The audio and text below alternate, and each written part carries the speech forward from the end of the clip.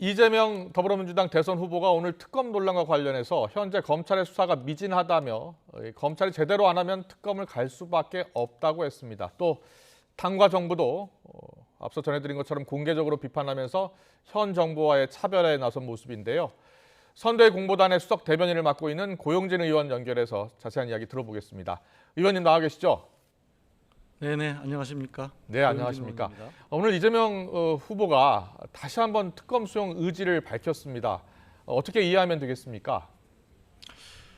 오늘 이재명 후보께서 하신 말씀도 예. 그동안 했던 그 원칙적인 얘기를 반복한 것이고요. 예. 기본적으로 지금 수사가 나름대로 지금 활력을 띠고 진행되고 있기 때문에 네네. 이 수사 결과를 보고 그 수사 결과에 미진함이 있다든지 예. 요구가 있으면 그때는 주저하지 않고 특검을 예. 수용하겠다라는 원론적인 입장을 밝힌 것이고요. 네. 지금까지 13차례의 특검이 모두 수사 결과가 나온 뒤에 이루어졌습니다. 예. 그렇기 때문에 특히 우리 정부에서 지금 우리 공수처, 검찰, 경찰이 지금 경쟁적으로 수사를 하고 있고 네. 이 수사에 어느 누구도 관여할 수 있는 과거에 뭐 우병우라든지 뭐 이런 분이 있는 것도 아니고 공정한 수사가 이루어질 것이고 그 결과에 따라서 혹시라도 국민들께서 미진하다고 여긴다면 그때는 특검을 수용하겠다. 주저하지 않겠다. 그런 말씀으로 받아들여 주시면 될 것 같습니다. 알겠습니다. 그렇다면 송영길 대표가 검찰과 공수처 수사를 강조한 것으로 해석한다는 그 발언과 크게 다르지 않은 것으로 이해하면 되겠군요. 네네, 맥이 같은 거고요. 예. 이미 지난주에 이 특검 수용 관련해서 여러 해석들이 분분했기 때문에 예. 다 후보와 당 대표 또 우리 지도부가 전부 의견이 조율된 그런 네. 견해입니다. 알겠습니다. 그리고 오늘 당과 정부를 좀 공개적으로 비판하는 모습이 이제 문재인 정부와 좀 차별화하는 것 아니냐 이런 분석이 나오는데 어떻게 이해하고 계십니까? 어떤 공격을 말씀하시는 거죠? 예, 예를 들어서 네네. 그동안 논란이 됐었던 국회의원 면책특권 제한 그리고 위성정당 비례정당 문제, 특히 위성정당 비례 문제는 당 차원에서 개선책을 마련하라 이렇게 직접 주문을 했는데요. 네, 그 문제가 이제 뭐 정부하고 의견을 지금 서로 대립한 적은 없고요. 예. 굳이 아까 말씀하신 대로 하자면 그 소위 이제 그 뭐 지역 화폐 관련 예산이라든지 예. 또는 일상회복 지원금이라든지 예. 이런 부분들에 대해서 이재명 후보는 좀 더 확장적이고 적극적인 재정 지원을 네. 요구하고 있는 것이고 정부는 아무래도 이제 국간지기 입장이기 때문에 그거에 대해서 좀 보수적으로 대응하고 있기 때문에 그러한 거에 이견은 있고요.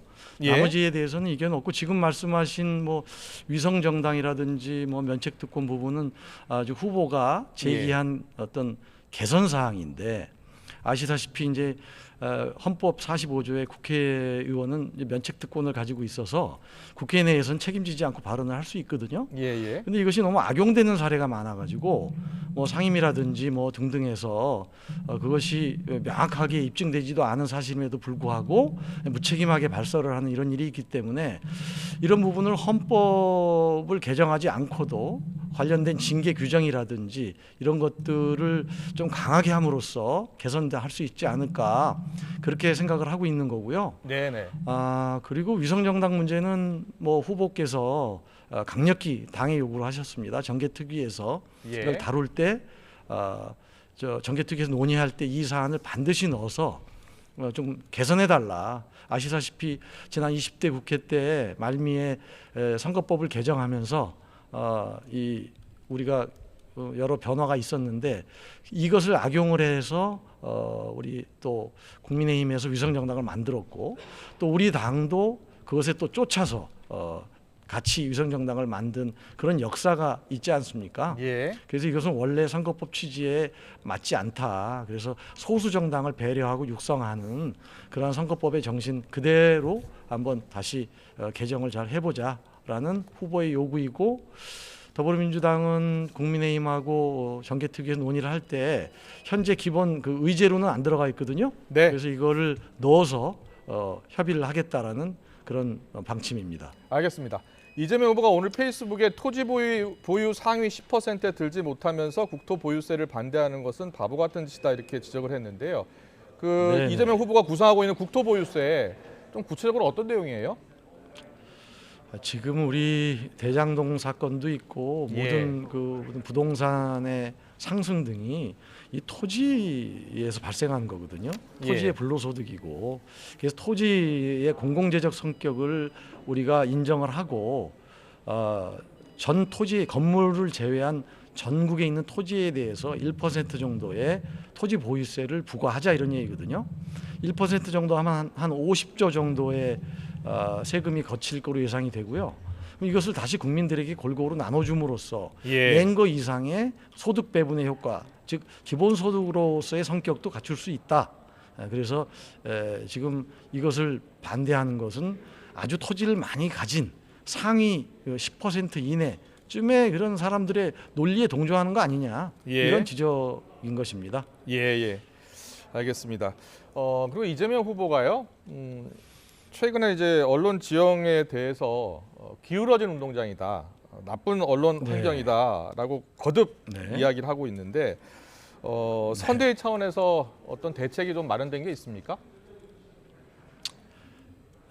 지금 후보께서 직접적으로 느끼는 것들이거든요. 우리 예. 당도 그동안 언론중재법을 고치자고 했던 것도 여러 가지 가짜 뉴스라든지 의도적 또는 악의적으로 이렇게 조작된 뉴스라든지 이런 것들을 개선하고자 하는 것들이 있었고요. 예. 또 그런 게 아니라 하더라도 똑같은 사실을 어느 쪽에 좀 더 유리하게 하느냐라는 측면에서 과연 지금의 언론이 공평한가, 공정한가라는 문제 제기를 저희들이 많이 하고 있는 것이죠. 네. 그리고 저 앵커께서도 뭐 느끼시겠습니다만 이번에 그 부산 재미없잖아 하는 발언도 예. 맥락을 보면 전혀 그런 게 아니지 않습니까? 예. 근데 그런 것들이 지속적으로 언론에 보도가 되고 그 맥락을 무시한 채 일정 부분만 따서 보도되고 그런 것들이 또 퍼져 나가고 또 야당의 공격이 되고 예, 이런 예. 것들을 의미하는 그런 발언이다. 그것을 그 고쳐 나가야 된다. 예, 예. 네. 부산은 재미없다라는 발언이 논란이 되니까 이재명 후보가 직접 페이스북에 글을 올린 거죠? 네, 그렇습니다. 예. 그 내용 잠깐 전해 주실래요?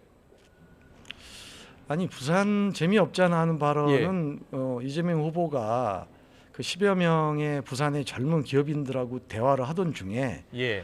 부산의 인재들이 다 인재를 육성을 해도 다 서울로 빨려가고 예. 그렇게 돼서 악순환이 계속됨으로 인해 가지고 그런 부산의 어떤 현실이 그렇게 좋지 않잖아 하는 발언이거든요. 네네. 그게 무슨 엔조이하는 그런 개념이 아니라는 거 앞뒤 맥락 조금만 봐도 다 알 수 있는 건데 예, 언론에 예. 그렇게 보도가 되고 있습니까? 예. 그렇게 보도 안 되고 있잖아요. 예. 그리고 또 뭐 여러 가지 또 그냥 이런 기울어진 운동장이 계속 된다고 그러면 사실과 전혀 다른 얘기들이 부풀려져서 특정 진영이라든지 특정 후보에 불리하게 될 수 있는 그런 가능성이 높기 때문에 이런 부분들에 대해서 후보가 지적하고 이의 개선을 위해서는 언론이 바뀌어지면 좋지만 또 우리 국민들 각 개인이 또 우리 지지자들이 여러 가지 진실을 알리는 데 다 나서 달라 이런 어떤 부탁의 말씀까지 그렇게 한 것이다. 저는 네.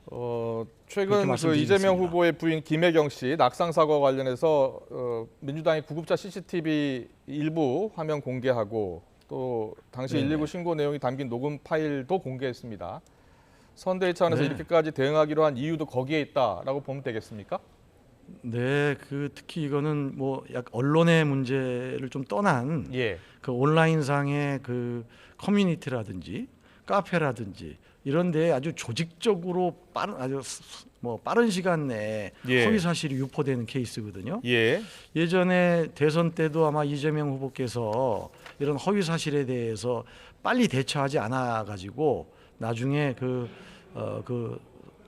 배우자께서 예. 직접 또 출석해서 조사를 받는 그런 상황까지 이르게 된 그런 경험이 있거든요. 그래서 예. 이런 부분들은 우리가 철저하고 신속하고 적극적으로 대응을 해서 허위 사실이 퍼져나가지 않도록 과거에 시발단이란 게 있었거든요. 박근혜 18대 대선 때 네. 박근혜를 알리는 뭐 10만 명의 무슨 지원군 그래가지고 그런 일종의 언론 댓글단이 있었는데 예. 지금도 잘못하면 그렇게 될 수가 있다라고 보고 예. 이런 부분들에 대해서 우리가 철저하게 빨리 대응하자라는 취지의 우리의 대응입니다. 이와 관련해서 이재명 지사가 저들의 잘못을 우리가 카톡으로, 텔레그램 방으로, 댓글로 또 커뮤니티에서 열심히 써서 억울하게 왜곡된 정보들을 고치자라고 여러 차례 이야기를 하더라고요. 그게 어떤 의미입니까? 네네.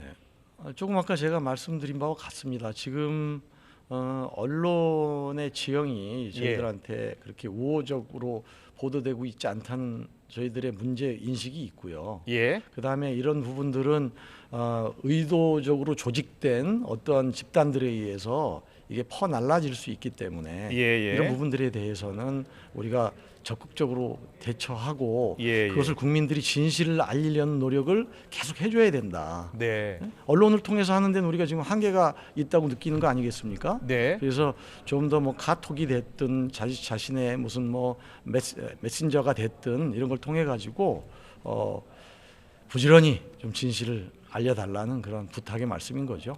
그렇군요. 지금 더불어민주당에서는 여러 가지 논란과 관련해서 경찰에 지금 수사도 요청한 상황이잖아요. 가짜 뉴스에 대해서요. 네네. 예. 네네. 예, 그게 지금 언론사를 상대로 한 겁니까? 아니면 댓글러를 상대로 한 겁니까? 댓글러를 상대로 한 것이죠. 우선 예. 오늘 그 부분에 대한 질문을 많이 하시는데요. 네네. 우선 이 그 부인 김혜경 여사 낙상 사건에 대한 허위 그런 가짜 뉴스들이 예. 정말로 조직적으로 빠른 시간 내에 퍼져 나갔었거든요. 이것은 네네. 누군가의 개입이 있지 않고는 조직적 개입이 있지 않고는 어렵다고 판단하는 것이 저희들 입장이거든요. 예. 그래서 그 중에 2명 댓글러는 저희들이 고발을 한 상태고요. 추후에도 이러한 어떤 행위에 대해서는 결코 좌시하지 않겠다. 법적 대응을 하겠다는 것이 저희 당의 입장이고 캠프의 입장입니다. 예, 알겠습니다. 그리고 이재명 후보가 최근에 이 백브리핑 네. 기자들한테 질문받고 답변하는 그런 백브리핑을 잘 하지 않아서 기자들의 불만이 큰 것으로 알고 있거든요. 앞으로도 계속 그러실 생각이신지 아니면 네. 다시 이제 적극적으로 답변을 하실 것인지 궁금합니다. 이미 좀 백브리핑을 시작을 하셨고요. 예. 네네. 오늘 오전 행사 마치고도 좀 하셨고 네. 그렇게 이제 또 언론인들이 더 그렇게 생각하시는 이유가 예. 우리 이재명 후보가 유달리 그런 백브리핑을 적극적으로 예. 경선 시절에 해 오셨기 때문에 후보가 된 이후에 이걸 안 하니까 더 큰 불만이 생기는 것 같습니다. 그런데 예. 이제 집권 여당이 후보로서 저희들이 조금 정비도 하고 또 후보가 또 잘못하면 실수할 수도 있는 부분들에 대해서 유의하는 측면은 있습니다만 예. 백브리핑을 전혀 하지 않겠다는 게 아니고요. 어느 정도 그 미리 예측할 수 있도록 저희들이 공지를 하고 그런 경우에 한해서 백브리핑을 해야 기자들도 또 한꺼번에 몰려서 혼선이 벌어지고 그런 경우들이 지금 발생을 하고 있어요. 사고의 가능성도 있기 때문에 그렇게 좀 조정을 해서 정비를 해서 향후에 필요할 때 후보가 백브리핑을 드리겠다는 그런 입장을 정리했다고 제가 말씀드릴 수 있습니다. 네, 알겠습니다. 오늘 말씀 여기까지 듣겠습니다. 민주당 선대위 네. 공보단 수석 대변인 맡고 있는 고용진 의원과 함께했습니다. 잘 들었습니다. 고맙습니다. 네, 고맙습니다.